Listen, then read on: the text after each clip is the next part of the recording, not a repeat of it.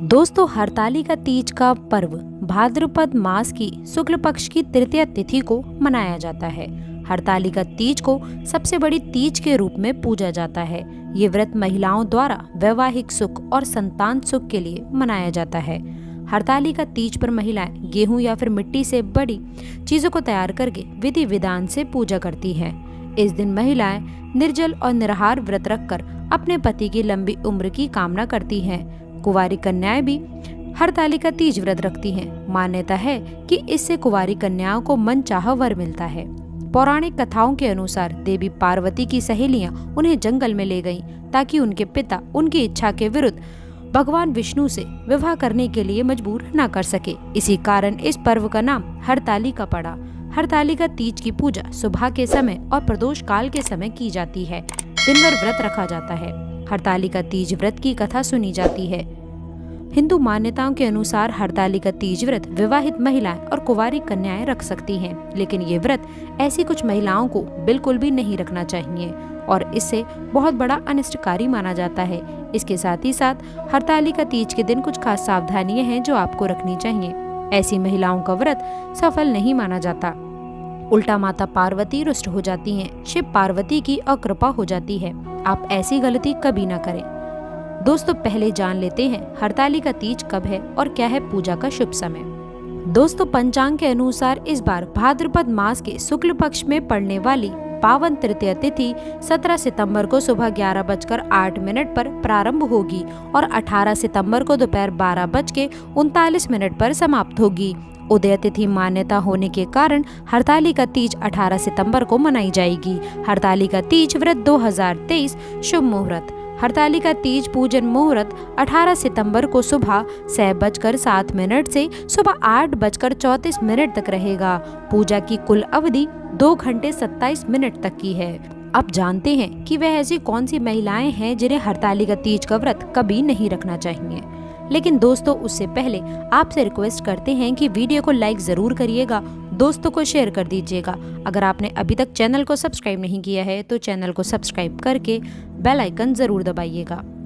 दोस्तों, जिन लोगों का विवाह वैवाहिक रस्मों रिवाज या फिर धार्मिक विधि विधान से ना किया गया हो, विवाह के धार्मिक या फिर नैतिक कर्तव्यों का पालन ना किया हो, ऐसे लोगों से भगवान शिव और माता पार्वती प्रसन्न नहीं होते हैं।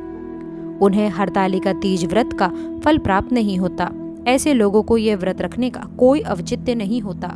शास्त्रों के अनुसार जब तक आप हिंदू रीति रिवाजों के साथ शादी नहीं कर लेते, यानी अग्नि समक्ष 7 फेरे नहीं ले लेते, तब तक आप इस व्रत को रखने में सक्षम नहीं हो जाते।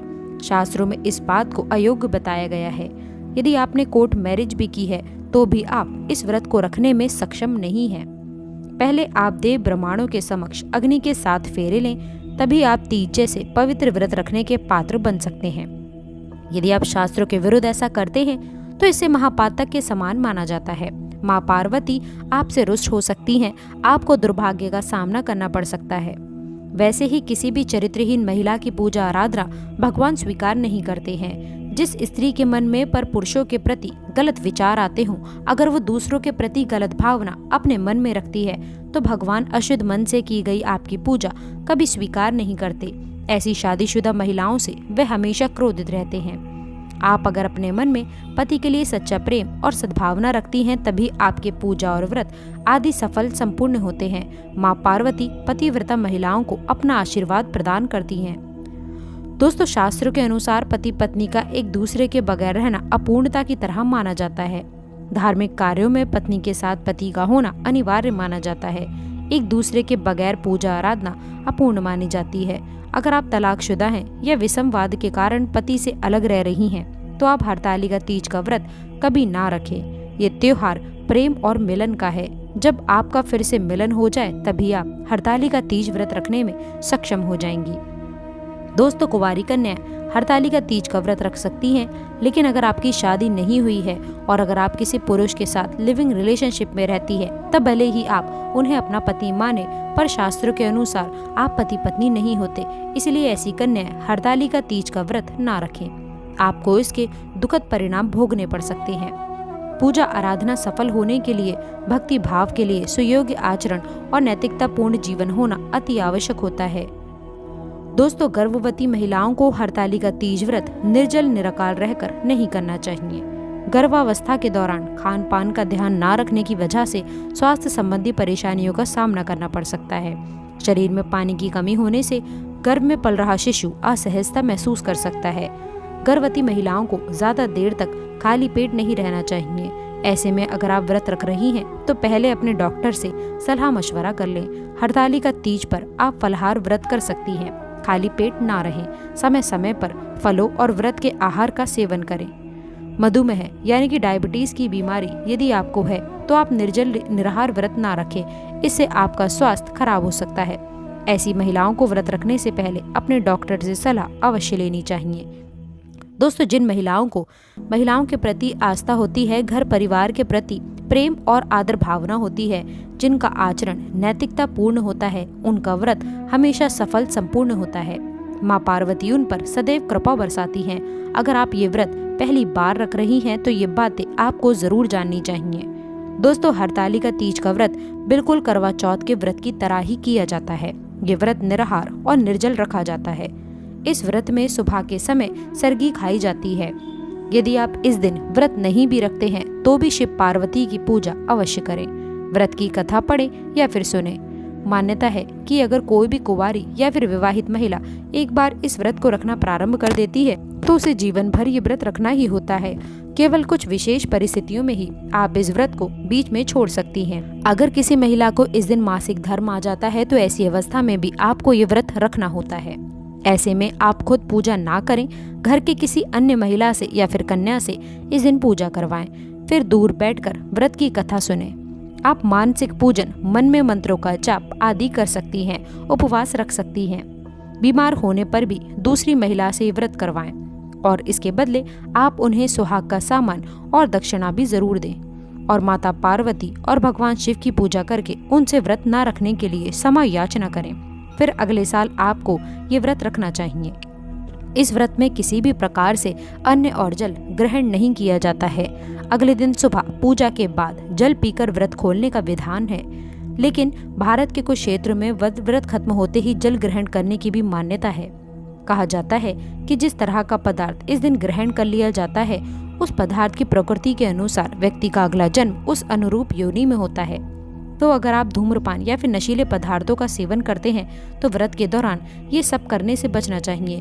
तीज के व्रत के दौरान जल फूंड का सेवन करने से बचें। इससे नींद आने की समस्या बढ़ जाती है।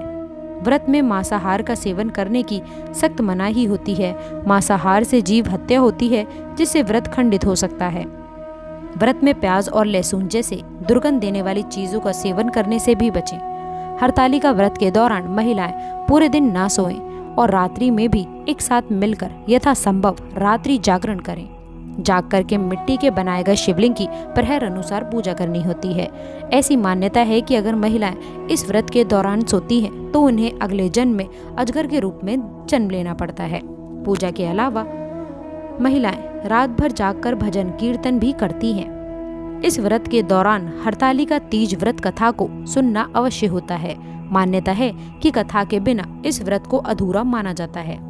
हमारे इस चैनल पर व्रत की कथा उपलब्ध है। उसका लिंक हमने आपको डिस्क्रिप्शन में दिया है, तो उसे सुनने का लाभ अब अवश्य से उठाएं। हरतालिका तीज व्रत के दिन महिलाओं को घर पे कलेश कलह नहीं करनी चाहिए। अपने गुस्से पर काबू रखना चाहिए। धार्मिक मान्यताओं के अनुसार तीज के व्रत से एक दिन पहले हाथों में मेहंदी इसलिए लगाई जाती है ताकि मन शांत और ठंडा रह सके। इस दिन बड़े बुजुर्गों का भी अपमान करने से बचना चाहिए, नहीं तो व्रत का लाभ आपको नहीं मिलेगा। शिवजी, माँ पार्वती और गणेश जी की प्रतिमा को अगले दिन सुबह विधिवत तरीके से विसर्जित करने के बाद ही व्रत का पारण किया जाता है। जानते हैं कि इस दिन क्या खाएं और क्या ना खाएं। हरतालिका व्रत में सूर्योदय से पहले या मध्यरात्रि में महिलाएं सरगी करती हैं। सरगी में नमक युक्त भोजन नहीं करना चाहिए। सरगी सास द्वारा बहू को दिया गया एक भेंट और आशीर्वाद होता है। सास अपनी बहू को सरगी की थाली देती है। इसमें सूखे मेवे, फल और सुहाग का सामान होता है। व्रत शुरू करने से पहले इसे खाया जाता है, जिससे कि पूरे दिन व्रत में थकान और भूख प्यास ना लगे। वैसे तो सरगी की प्रथा पंजाबी समुदाय में ज्यादा प्रचलित है, लेकिन अब पूरे भारतवर्ष के लोगों ने इसे अपनाया है। सरगी में आप फल, फलों के रस, नारियल पानी, सूखे मेवे और मुरब्बा भी खा सकते हैं। इससे आपको ऊर्जा मिलेगी और शरीर में पानी की कमी नहीं होगी। साथ ही व्रत के दिन भूख भी नहीं लगेगी। तीज का निर्जला व्रत शुरू करने से पहले खीरा खाना काफी अच्छा माना जाता है। इससे शरीर में पानी की कमी नहीं होती। नारियल पानी, अनार का रस आदि भी पी सकते हैं। इससे व्रत के दौरान भरपूर ऊर्जा मिलेगी। नारियल पानी में कई तरह के मिनरल्स होते हैं। अनार के जूस में विटामिन सी और आयरन भरपूर मात्रा में पाया जाता है, जिसके सेवन से प्यास नहीं लगती है। हरतालिका तीज के अगले दिन यानी कि चतुर्थी तिथि लगने के बाद ही पारण करना चाहिए। व्रत का पारण कभी भी नमक युक्त भोजन से ना करें। आप पानी, शरबत, फल या फिर मीठे से व्रत खोलें।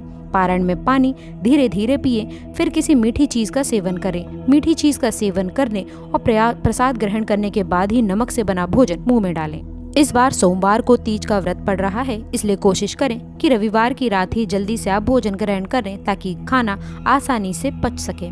रात में पूरी नींद लें, जिससे आप अगले दिन पूरी ऊर्जा के साथ व्रत और पूजा कर सकें। माता पार्वती आपको व्रत सफल संपूर्ण तरीके से करने की भरपूर शक्ति दें। कमेंट बॉक्स में सच्ची श्रद्धा से जय मां पार्वती अवश्य लिखें। आज के लिए बस इतना ही। अगर आपको ये खास जानकारी पसंद आई है तो वीडियो को लाइक करिएगा, अपने मित्रों के साथ इसे शेयर करिएगा। चैनल को सब्सक्राइब करके बेल आइकन जरूर दबाइएगा ताकि आने वाली हर ज्ञानवर्धक जानकारी आपको सबसे पहले मिले। तो मिलते हैं अगली वीडियो में। अंत तक जुड़े